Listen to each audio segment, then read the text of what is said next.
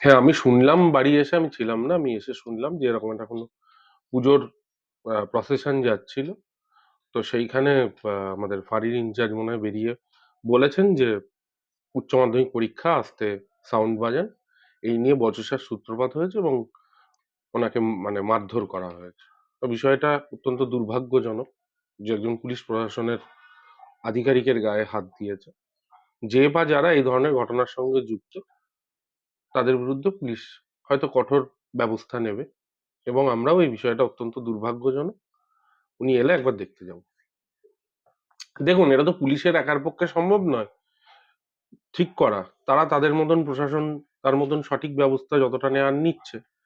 কিন্তু এটা যারা ক্লাব বারোয়ারিগুলোর সঙ্গে আমরা যারা যুক্ত, আমরা নিজেরা যদি একটু সচেতন না হই, তাহলে এই ধরনের ঘটনা ঘটবেই।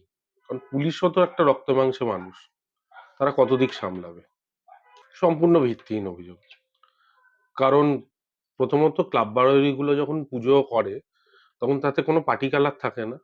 বিভিন্ন পাড়ার বিভিন্ন বন্ধু বান্ধব কি প্রতিবেশীরা মিলে হয়তো সেই পুজো বা বারোয়ারির সঙ্গে যুক্ত থাকে।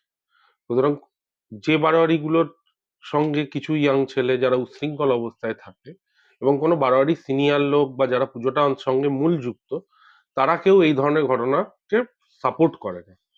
এটা হচ্ছে বাইরের কিছু ছেলে, রাউডি ছেলে, যারা ইনটক্সিকেটেড অবস্থায় এগুলো করে। তা আমরা বারোয়ারিগুলো যদি সচেতন হই, এই ধরনের ছেলেদের পুজো কমিটিগুলো থেকে বাদ দেওয়া হয়, আমার মতে হয় তাতে একটা সদর্থক ভূমিকা আমাদের হবে। কারণ চন্দননগরেও পুজো হয়, কল্যাণীতে, কলকাতাতে, সব জায়গায় এই ধরনের সংস্কৃতি তো কোথাও নেই। সেখানে তো প্রশাসনই সুষ্ঠুভাবে করছে। এখানেও পুলিশ প্রশাসন যথেষ্ট তৎপর। তা আমরা কৃষ্ণনগরের ক্লাব বারোয়ারিগুলো যদি এই বিষয়ে সচেতন না হয়, তাহলে এই গন্ডগোল হবে কেন? নিজেদের মধ্যে পাশাপাশি পাড়ায় গন্ডগোল হবে। এটাকে করে। এটা আপনি কি সার্টিফাই করে এসেছেন? শুধু তৃণমূলের লোকই যুক্ত? কালকের ঘটনায় যারা গ্রেপ্তার হয়েছে তাদের মধ্যে ৩ জন নাবালকও আছে। হ্যাঁ, এবার বলুন, নাবালক তার ভোটাধিকার হয়নি, সে তৃণমূলের সমর্থক, আপনার কথা বলি। না, সেটা তো বিগত দিনগুলোতে দেখা গেছে। আমি বললাম তো, আপনার কাছে কোনো প্রমাণ আছে কি?